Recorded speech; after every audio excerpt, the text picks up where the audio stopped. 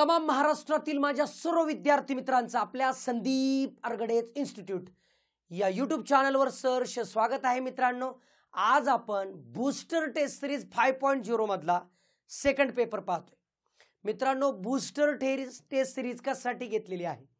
Boost तुमचा जो already confidence आहे तो बूस्ट करण्यासाठी, डेली प्रॅक्टिस व्हावी यासाठी डेली 20 प्रश्नांचा एक पेपर तुमच्या हातात पडला पाहिजे आणि त्या हातात पडलेला पेपर तुम्ही स्वतः सोडवला पाहिजे आणि त्याचं लगेच दूध का दूध और पानी का पानी लगेच क्लिअर होण्यासाठी व्हिडिओ लगेच तुम्हाला ॲप मध्ये आपल्या बूस्टर टेस्ट सिरीज मध्ये मिळतो।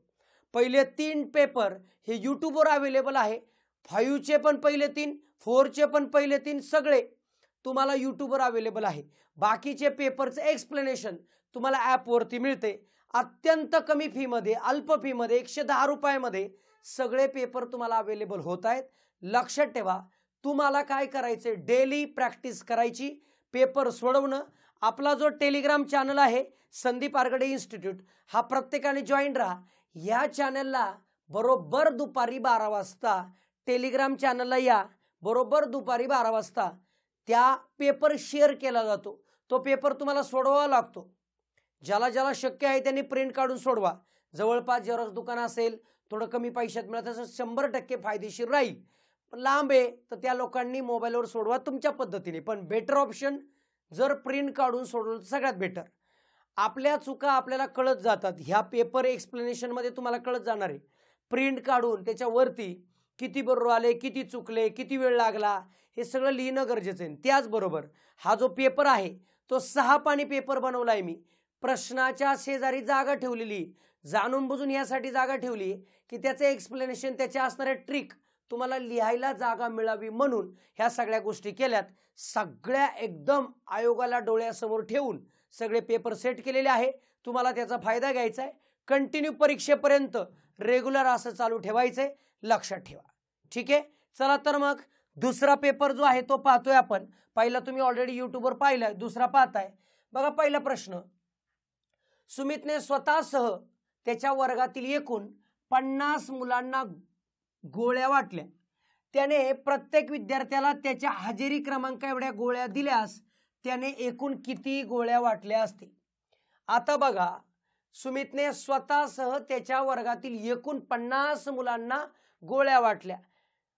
त्याने प्रत्येक विद्यार्थ्याला त्याच्या हजेरी क्रमांक एवढ्या गोळ्या वाटल्या। म्हणजे 1 नंबर ज्याचा हजेरी क्रमांक त्याला 1, 2 ला 2, ज्याचा हजेरी क्रमांक 2 आहे त्याला 2, ज्याचा हजेरी क्रमांक 3 आहे त्याला 3, 4 ला 4, 5 ला 5, असे टोटल 50 मुलांना गोळ्या वाटल्या।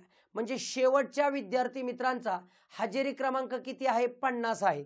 म्हणजे 1 ते 50 पर्यंतच्या संख्यांची बेरीज करायची। तर लक्षात ठेवा, बेरीज कशी केली जाते?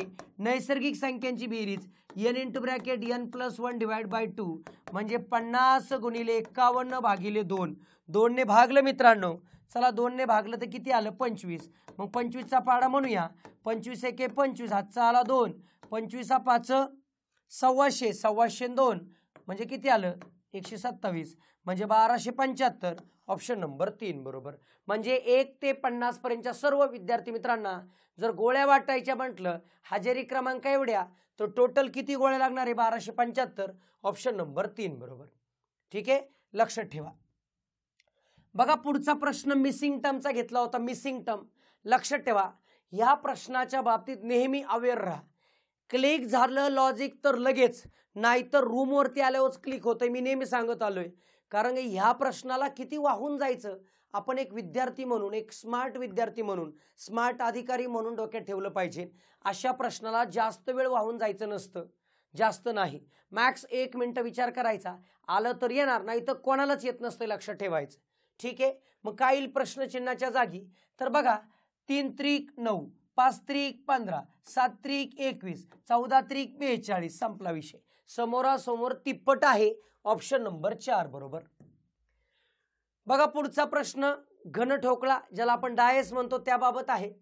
सोबतच्या आकृतीतील रेषांवर घडी घालून त्याचा घन ठोकळा बनवल्यास त्रिकोण चिन्हाच्या विरुद्ध पृष्ठावर कोणते चिन्ह येईल?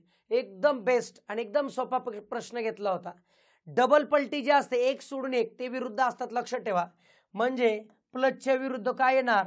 तर चौकोन येणार। हे मायनसच्या विरुद्ध क्रॉस येणार, म्हणजे डार्क सर्कलच्या विरुद्ध त्रिकोण येणार, त्रिकोणाच्या विरुद्ध डार्क सर्कल. ऑप्शन नंबर 3 बरोबर. करेक्ट. बघा पुढचा प्रश्न वयवारीचा प्रश्न घेतला होता. मानव आज त्याच्या मुलीच्या 5 वर्षापूर्वीच्या, बघा किती किचकट प्रश्न बनवला होता वाक्यांमध्ये. बघा, मानव आज त्याच्या मुलीच्या 5 वर्षापूर्वीच्या वयाच्या 4 पट वयाचा आहे. म्हणजे मुलीचं 5 वर्षापूर्वी जेवढं वय आहे त्याच्या 4 पट आज तो आहे. ठीक आहे. त्याच्या पत्नीपेक्षा तो 4 वर्षांनी मोठा आहे. कोण? मानव. मानवची मुलगी आज 15 वर्षाची आहे, 15 वर्ष वयाची आहे. म्हणजे मुलगी आज किती वयाची आहे बाबा? 15 बरोबर. मुलीच्या 5 वर्षापूर्वी म्हणजे मुलगी 5 वर्षापूर्वी किती असेल? तर 15 वजा 5 म्हणजे किती? 10 वर्षाची मुलगी असेल. किती वर्षाची? 10 बरोबर. मानव आज जो आहे ना तो त्याच्या मुलीच्या 5 वर्षापूर्वीच्या वयाच्या 4 पट आहे. म्हणजे ह्याच्या 4 पट, म्हणजे मानव जो आहे तो किती वर्षाचा होईल? 40. हा आला मानव. बरं, आपल्याला मानव नाही विचारलं. बर, मानव त्याच्या पत्नीपेक्षा 4 वर्षांनी मोठा आहे. म्हणजे त्याची पत्नी ही 36 वयाची होईल. क्लिअर. लगेच 36 ला टिक कराल तर फसाल, कारण त्याच्या पत्नीचं आजचं वय नाही विचारलं. तर मानवच्या पत्नीचं 5 वर्षानंतरचं वय काय? तर 5 वर्ष म्हणजे +5 म्हणजे 41.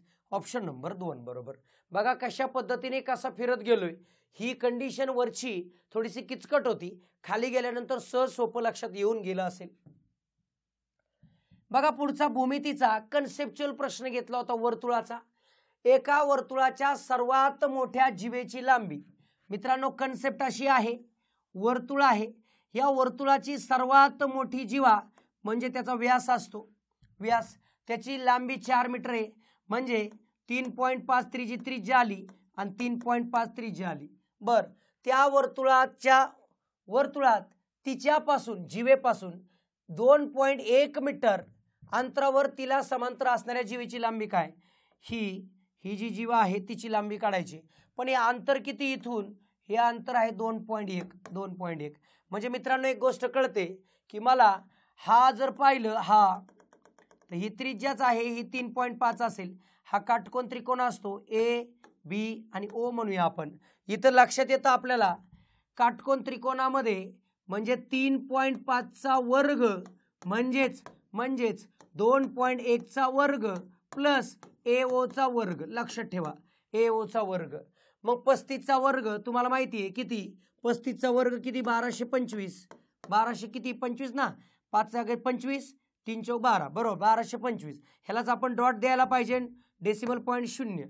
बरं, 2.1 चा किती येतो? 4.41 प्लस AO चा स्क्वेअर. यांची वजा करावं लागेल. AO चा स्क्वेअर इज इक्वल टू 1225 वजा 4.41. पॉईंट खाली पॉईंट ठेवावा लागेल. हे आलं 4. हे किती आलं बघा? 122 मधून 44 गेले ते 78 म्हणजे 7.84. म्हणजे याच्यावरून कळलं मला AO चा वर्ग बरोबर 7.84 म्हणजे AO बरोबर 2.8. 2.8 ही किंमत आली ह्याची. बघा ही 2.8 आली, मग ही पण 2.8 म्हणजे जीवेची लांबी किती? 5.6 म्हणजेच ऑप्शन नंबर 1 बरोबर. करेक्ट. ही जी सर्वात मोठी जीवा असते वर्तुळाची ती काय असते? व्यास असते. मग ती 7 आहे तर ही 3.5 आली. ही पण त्रिज्या आहे, ही पण त्रिज्या, ही 3.5, ही 21, 2.1 ह्याच्यावरून हे निघलं, त्याच्या डबल केलं तर त्या काय आलं? जीवेची लांबी आली 5.6. बघा पुढचा प्रश्न. सरळ व्याज पद्धतीने दर साल दर शेकडा 5 रुपये दराने रुपये 9,700 ची गुंतवणूक केल्यास बँकेकडून 4 वर्षांनंतर जितकी रक्कम मिळते तितकीच रक्कम 2.5 वर्षात मिळण्यासाठी व्याजदर कितीने वाढवायला लागेल? आता बघा मला पहिलं कळलं पाहिजे किती रक्कम मिळते 4 वर्षात. मग I is equal to PNR म्हणजे PNR भागिले 100. किती मिळते बघा? I काढायचा आहे 9,700 गुणिले 5 किती वर्षासाठी? 4. रेट किती आहे? 5 भागिले 100. चला कॅल्क्युलेट करूया. 2 0 2 0 गेले आय बरोबर 97 गुणिले 4 पंचे 20 म्हणजे आय बरोबर किती येते बघा, तर 0 आहे तसा 97 बे 7 14 चाला 1 बे 9 18 19 म्हणजे 1940 रुपये मिळतात. मग तेवढंच 1940 रुपये मिळण्यासाठी तेवढ्याच रकमेला 2.5 वर्षात म्हणजे आता इथे 1940 येणार, इथं 970 9700 येणार, इथं 2.5 वर्षे 2.5 रेट किती ठेवावा लागेल, तो आर जो आहे तो तसाच भागिले 100 हे 2 2 शून्य गेले, इथं 1940 भागिले 97 गुणिले 2 म्हणजेच आर. आता इथं जर विचार केला 97 दून 194 येतं म्हणजे आपल्याला कळतं बघा हे 2.5 आहे का 2.5 दून नाही 2.5 आहे, याचा भाग दिला तर येतं किती येतं बघा 20 बरोबर 20ला हे जर भागलं आर बरोबर 20 भागिले 2.5 ह्यालाच आपण 200 भागिले 25 म्हणतो म्हणजेच 8 म्हणजे रेट किती असायला पाहिजे 8. ऑप्शन नंबर किती 1 बरोबर. असं जर केलं असेल तर चुकलं असेल कारण 8 पहिला रेट किती 5 आहे तो 8 होणार म्हणजे कितीने वाढवावा लागेल शब्द आहे बघा वाढवावा लागेल म्हणजे 3% ऑप्शन नंबर 3 बरोबर करेक्ट. ट्रॅपमध्ये फसला असाल तर मी जिंकलोय लक्षात ठेवा. असाच पेपर सेटर खुश होत असतो. तुम्हाला लक्षात आलं पाहिजे एक एक शब्द व्यवस्थित कळला पाहिजे, हे कळल्यानंतर अडचण येत नाही लक्षात ठेवा. रफिक जवळ 28,500 आहेत, त्याच्याजवळ काही 2,000 व काही 500च्या नोटा आहेत म्हणजे 2,000च्या नोटा आहेत आणि 500च्या नोटा आहेत आणि टोटल रक्कम किती आहे 28,500. बर ठीक आहे 28,500. तर अशा दोनच प्रकारच्या नोटा असतील तर 500 रुपयांच्या नोटांची संख्या पुढील पर्यायापैकी किती असू शकेल. आता 500 रुपयाचा जर विचार केला तर याला डायरेक्ट 500 ने गुणलं तर डायरेक्ट 28,500 येऊन जातं. त्यामुळे एवढ्याच 500च्या नोटा होऊ शकत नाही कारण 2,000च्या पण नोटा आहेत ते नाही. मग आता यांच्यानुसार विचार केला तर काय येतं बघा, याला खालून ट्राय करूया. ह्याला जर 500 ने गुणलं तर किती येतं बघा 5,500. 5,500 हे आलं म्हणजे 5,500 जर वजा केलं तर किती आलं 23,000. मग 23,000च्या कधी 2,000च्या नोटा होऊ शकतील का, नाही, चूक. मग आता इथे बघा ह्याला जर 500 ने गुणलं तर किती येते बघा 500 म्हणजे 11,500 आलं. ह्याला जर 11,500 वजा केलं किती 11,500 जर वजा केलं तर 27,000 होतात. 27,000ला 2,000च्या नोटाने होऊ शकत नाही, कॅन्सल. याला जर 500 ने गुणलं तर किती येतं 12,500 येतं. मग आता इथं चेक करा, इथं 12,500 जर केलं तर किती येते बघा वजाबाकी केल्यानंतर 0 0 0 हे 6 हे 1 16,000 म्हणजे 8 नोटा कशाच्या तर 2,000च्या आणि 25 नोटा कशाच्या 500च्या. ऑप्शन नंबर 2 बरोबर करेक्ट. हे असं पर्यायाचा वापर करून सोडवायचं होतं. बघा पुढचा प्रश्न, उत्तरेकडे तोंड करून असलेल्या मुलांच्या एका ओळीत ए हा डावी बाजूनी 16वा, ए डाव्या बाजूनी कोण आहे हा ए आहे, हा 16वा आहे. सी हा उजव्या बाजूनी 16वा, सी हा उजव्या बाजूनी 16वा. बी जो ए च्या उजवीकडून 4थ्या क्रमांकावर आहे, बी जो ए च्या उजवीकडून 4था म्हणजे इथं 3 सोडलेत हा येणार बहाला बी आणि सी च्या डावीकडून 5वा म्हणजे इथे येणार 4 बरोबर. लक्षात ठेवा हे 16 हे 3 हे 1 आणि ते 16. आता काय विचारलंय बघा, ठीक आहे पंक्तीमध्ये किती मुलं असतील क्लिअर आहे. 16 ने 3 19 20 20 आणि 4 24 आणि 16 किती आले 40. ऑप्शन नंबर 4 बरोबर करेक्ट. इकडून 4था म्हणजे 3 सोडून, इकडून 5वा म्हणजे 4 सोडून, म्हणजे त्याचा स्वतःचा क्रमांक, ह्या सगळ्यांची बेरीज केली 40. ऑप्शन नंबर 4 बरोबर. बघा पुढचा, 4 मीटर उंच असलेल्या एका चौरसाकृती हॉलचे क्षेत्रफळ 49 चौरस मीटर आहे. आता चौरसाकृती हॉल म्हणजे चौरसाचे क्षेत्रफळ. लक्षात ठेवा चौरसाचे क्षेत्रफळ बरोबर बाजू वर्ग आपलं सूत्र आहे. क्षेत्रफळ दिले 49, बाजू वर्ग, बाजूचा वर्ग म्हणजे बाजूचा वर्ग. मग याच्यावरून बाजू बरोबर तुम्हाला कळेल 7 येते 7, बाजू येते 7. आता काय दिले बघा बाजू 7. हॉलच्या सर्व भिंतींना रंग देण्यासाठी, आता भिंतीला हॉल म्हणजे ही एक भिंत, ही पुढची नाही, म्हणजे भिंती कितीतील 4. ठीक आहे, भिंतीतील 4. आता भिंत म्हटल्यानंतर लक्षात ठेवा भिंतीची उंची आणि रुंदी असा प्रकार येणार. म्हणजे एका भिंतीचं क्षेत्रफळ, एका भिंतीचे क्षेत्रफळ कसं करणार, तर त्याची उंची जी आहे ती किती आहे बघा 4 मीटर. म्हणजे 4 × 7, 4 7 28, बरोबर 28. अशा 4 भिंती आहेत ना, ही 28, ती 28, ती 28, ती 28. म्हणजे 28 × 4 × 300 रुपये खर्च. यांचा गुणाकार करा. 28 × 4 जर केलं तर किती येते बघा, 28 × 4, 4 1 4, 4 8 32, हातचा आला किती 3, 4 2 8 3 12, बरोबर 8 3 11, 112 × 300. यांचा विचार जर केला तर 336 आणि 00 म्हणजे 33,600. ऑप्शन नंबर 3 बरोबर.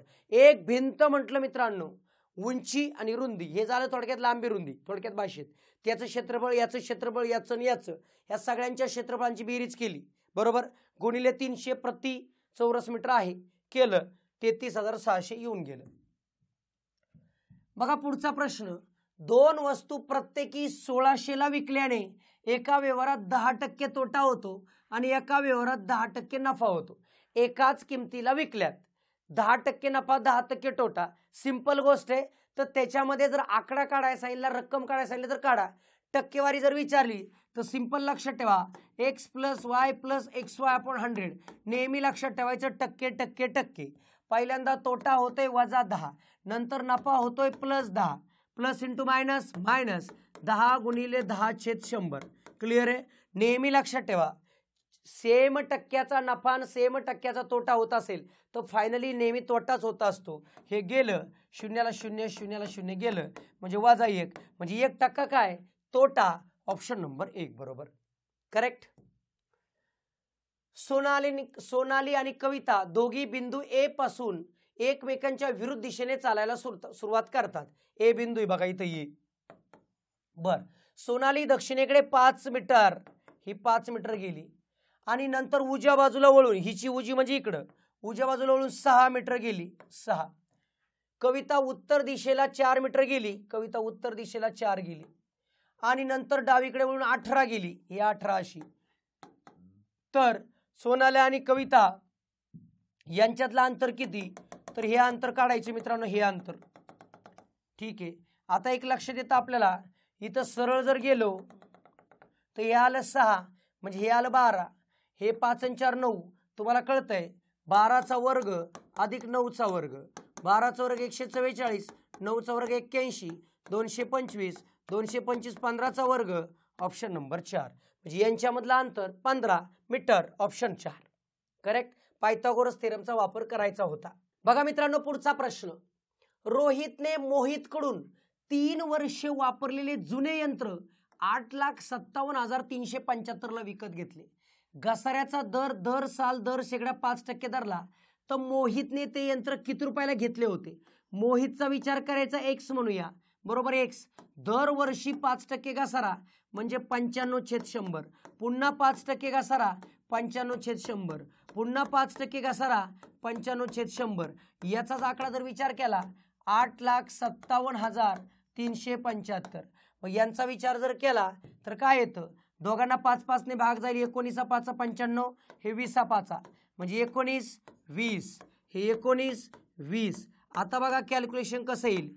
x बरोबर 8,57,375, ह्याला 20 × 20 × 20 यांचा गुणाकार भागिले 19 × 19 × 19. आता 19चा पाढा येणं गरजेचं, सगळ्यात महत्वाचं.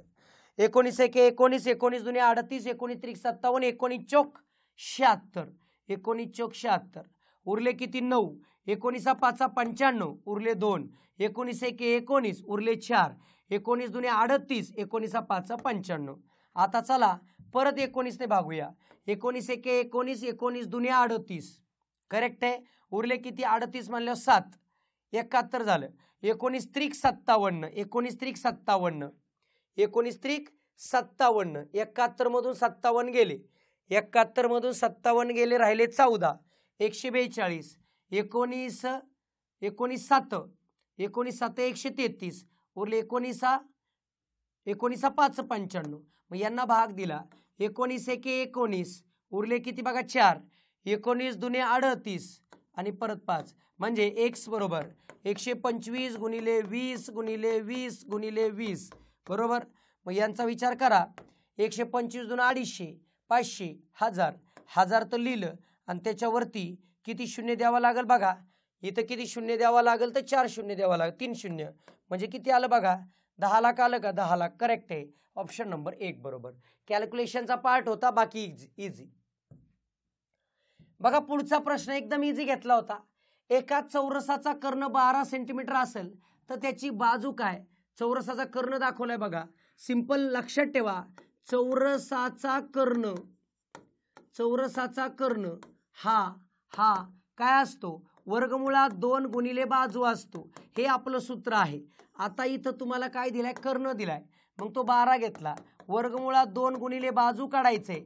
मग बाजू हे खाली येईल, 12 वर्गमुळात 2 म्हणजे बाजू, हे आलं उत्तर. मग आता 12 वर्गमुळात 2 नाही म्हणून 3 नंबर टिक नाही करायचं. तर लक्षात ठेवा, 12चं तुकडं मी 6 गुणिले 2 वर्गमुळात 2 म्हणू शकतो. वर्गमुळात 2 म्हणजेच काय, 2 म्हणजेच वर्गमुळात 2 गुणिले वर्गमुळात 2 वर्गमुळात 2 कॅन्सल केलं म्हणजे 6 वर्गमुळात 2 आलं. ऑप्शन नंबर 2 बरोबर. ठीक आहे, चौरसाचा कर्ण हा बाजूच्या वर्गमुळात 2 असतो, याच्यावरून सोडवायचं होतं. बघा पुढचा प्रश्न, इयत्ता 7वी मध्ये जितके विद्यार्थी होते तितकेच रुपये प्रत्येक विद्यार्थ्यांनी वर्गणी दिली. त्यामध्ये वर्ग शिक्षकांनी आपले 91 रुपये घालून एकूण 2116 रुपये अंध कल्याण निधीसाठी मुख्याध्यापकाकडे जमा केले. आता शिक्षकांनी जमा किती केले बघा, 91, त्यामुळं 2116 झालं. त्यातून 91 वजा करून घेऊ, चला 5, इथं किती हे कट झालं, 11तून 9 गेले 2, इथं किती राहिलं बघा 0, 20, 2025. हा कशाचा वर्ग आहे तर लक्षात ठेवा, ह्याचा आकडा येतो 5, ह्याच्या अगोदर 4 म्हणजे 45. म्हणजे 45 विद्यार्थ्यांनी 45 गुणिले 45 म्हणजे 2025 होतात. त्यात 91 वजा केले 2116 होतात. म्हणजे प्रत्येक विद्यार्थ्याने किती रुपये जमा केले होते तर 45. ऑप्शन नंबर 2 बरोबर. विद्यार्थी 45 लक्षात ठेवायचं. बघा पुढचा प्रश्न, मोटरसायकल ए ही 40 किलोमीटर प्रति तास आणि मोटरसायकल बी ही 55 किलोमीटर प्रति तास एकाच दिशेने जात आहे. ए ही बी पेक्षा 90 किलोमीटर पुढे आहे. म्हणजे लक्षात ठेवा, दोन्ही एकाच दिशेने चालल्यात एकाच, पण हे जे अंतर आहे 90 आहे, ही ए आहे आणि ही बी आहे. हिचं बीचं स्पीड आहे 55 किलोमीटर प्रति आवर आणि याचं आहे 40 किलोमीटर प्रति आवर. लक्षात ठेवा, दोन्ही एकाच दिशेने जात असेल तर आपला साधा सोपा फॉर्म्युला डिश करो विश करो डिश टीव्ही. अंतर दोघींमधलं 90 आहे, वेळ माहीत नाही, पण अशा वेळेस वेगांची नेहमी वजाबाकी होते. 55 वजा 40 म्हणजेच 90 बरोबर टी गुणिले 15. 15 खाली घेऊन 90/15 म्हणजे टी, म्हणजे 15 सक 90 म्हणजे टी बरोबर किती तास आला 6 तास. हे उत्तर येऊन गेलं. ऑप्शन नंबर 1 बरोबर. करेक्ट, एकदम इझी. बघा पुढचा सोपा प्रश्न सिलोलिझमचा. सर्व इंजिनियर गणितज्ञ आहेत. सर्व इंजिनियर, इथं इंजिनियर, सर्व इंजिनियर काय आहेत, गणिततज्ञ. गणिततज्ञ बरोबर, गणिततज्ञ आहेत. काही गणिततज्ञ काय आहेत, वैज्ञानिक आहेत. गणिततज्ञ आणि वैज्ञानिक, वैज्ञानिक हा जो शब्द जो आहे तो इथे लिहिला. सर्व वैज्ञानिक संशोधक आहेत. सर्व वैज्ञानिक संशोधक आहेत. वैज्ञानिक आतमध्ये, बाहेर संशोधक असा शब्द येईल. मग आता ह्या आकृतीवरून कोणता निष्कर्ष निघू शकतो, काही इंजिनियर वैज्ञानिक आहेतच असं म्हणतायत, कन्फर्म सांगू शकत नाही. सर्व गणिततज्ञ संशोधक आहेत, गणिततज्ञ संशोधक असतीलच असं नाही. काही वैज्ञानिक गणिततज्ञ आहेत, काही वैज्ञानिक गणिततज्ञ आहेत. हो, कन्फर्म बरोबर आहे. का, कारण काही गणिततज्ञ वैज्ञानिक आहेत म्हणजे काही वैज्ञानिक गणिततज्ञ आहेत, बरोबर आहे. म्हणजे 3 बरोबर, ऑप्शन नंबर 3 करेक्ट. हे लक्षात ठेवा. ऑप्शन 3. तुमच्याकडे इथं बरोबर असेल हे 1 बरोबर, हे 2 बरोबर, हे तुमच्या कीमध्ये 3 बरोबर आणि 1 आणि 3 बरोबर असा असेल बघा PDF मध्ये. क्लिअर? बघा पुढचा प्रश्न. अथर्व हा रियाचा भाऊ आहे. अथर्व हा कोणाचा भाऊ आहे? तर रियाचा भाऊ आहे. रियाचा भाऊ. अथर्व हा भाऊ आहे मेल कोणाचा? रियाचा. नेहा ही आरवची वहिनी. नेहा ही आरवची वहिनी आता माहित नाही. सोहम हा नेहाचा मुलगा माहित नाही. नेहा ही रियाची मुलगी. नेहा ही मुलगी आहे कोणाची? रियाची. बरोबर, नेहाची. पुढचं वाक्य बघा. नेहा ही आरवची वहिनी आता माहित नाही. नेहा ही वहिनी आहे म्हणजे नेहाचे कोणीतरी पतिदेव असणार आणि त्यांचा कोण आला? हा आरव. हा आरवची वहिनी आली नेहा. बर, सोहम हा नेहाचा मुलगा. हा सोहम आला मुलगा. सोहम हा मुलगा आहे नेहाचा. ठीक आहे. गणेश हा रियाचा जावई म्हणजे इथं गणू आला बघा. गणेश इथं आला. ठीक आहे. आता याच्यावरून सोहमचे काका कोण असा प्रश्न आहे. सोहमचे काका कोण? सोहमचे काका कोण? वडील गणेश आले, वडिलांचा भाऊ आरव. ऑप्शन नंबर 1 बरोबर. करेक्ट. बघा पुढचा प्रश्न एकदम फॅक्च्युअल डेटा. सकाळी 10 वाजल्यापासून रात्री 10 वाजेपर्यंत मिनिट काटा तास काट्याला किती वेळा ओलांडेल? लक्षात ठेवा 1 तासात 1 वेळा असते. 1 तासात किती वेळा? 1 वेळा. 12 तासात लक्षात ठेवा 12 तासात 11 वेळा असते बरं का. आणि 24 तासात 22 वेळा असते. हा फॅक्च्युअल डेटा व्यवस्थित लिहून घ्यायचा. बरोबर, 22 वेळा. सकाळी 10 ते रात्री 10 किती तास झाले? 12. 12 म्हणल्यावर किती वेळा? 11 वेळा. ऑप्शन नंबर 4 बरोबर. एकदम इझी. बघा पुढचा काळकामचा सोपा प्रश्न. सोपे नेहमी शेवटी ठेवले जातात. का ठेवले जातात त्याच्यामध्ये रिझन पण आहे. 18 मजुरांना एक काम करण्यास 15 दिवस लागतात. म्हणजे M1 D1 M2 D2. Correct. 18 मजुरांना 18 मजूर आहेत. 18 मजूर. दिवस किती? 15. तर मजूर किती आहे? 6. दिवस किती लागतील माहित नाही. मग 18 गुणिले 15 भागिले 6 बरोबर D2. सायत्रिक 18 15 त्रिक 45 म्हणजे किती दिवस लागतील बघा? 45. बरोबर ना. तेच काम 6 मजूर किती दिवसात करतील? 45. ऑप्शन नंबर 3 बरोबर. चला पुढचा एकदम इझी क्वेश्चन ठेवला होता. वर्गमूळ मोठं चिन्ह 3 आहे गुणिले वर्गमूळ मोठं चिन्ह 3 गुणिले परत 3. आता ह्याचं उत्तर निघतंय बाबांनो 3. 3 त्रिक 9. 9चं परत निघतंय 3. 3 त्रिक 9. 9चं परत निघतंय 3. 3 त्रिक 9. 9चं परत निघतंय 3. म्हणजे फायनल उत्तर 3. ऑप्शन नंबर 2 बरोबर. करेक्ट. लक्षात ठेवा मित्रांनो, तुम्ही बूस्टर टेस्ट सिरीजचा 5.0चा दुसरा पेपर आज यूट्यूबवरती पाहताय. जे ॲपमध्ये आहे ते ॲपमध्ये पाहतायत. पण यूट्यूबवरती पाहत असताना लक्षात ठेवा ज्या काही गोष्टी आपल्याला माहीत नसतात त्या कळून जात असतात. त्यामुळे आपल्याला काय गरजेचं आहे तर प्रॅक्टिस डेली गरजेची आहे. त्यामुळे आपला टेलिग्राम चॅनल प्रत्येकाने अटॅच राहा. त्याला सगळे अपडेट मिळत राहील पेपरच्या बाबतीत. आणि ही सगळी जी बॅच आहे booster test series 4.0 already uploaded आहे. 15च्या 15 क्लिअर आहे. 5.0 आता रनिंग आहे. बरोबर, दररोज एक येईल. त्याच्यानंतर 6.0, त्याच्यानंतर 7.0. जेवढ्या शक्य असेल तेवढं परीक्षेपर्यंत आपण घेणार, कंटिन्यू करत राहणार. कारण का ह्या टेस्टच्या माध्यमातून दररोज प्रॅक्टिस होत असते. कारण ह्या टेस्ट ज्या डिझाईन केलेल्या आहेत मी टोटली बेस PYQ ठेवलेले आहेत. म्हणजे PYQ बॅच जी आपल्या ॲपवर आहे म्हणजे आत्तापर्यंत 2013 पासून आत्तापर्यंत जे PYQ विचारले गेलेत ते PYQची सेपरेट बॅच ॲपमध्ये आहे.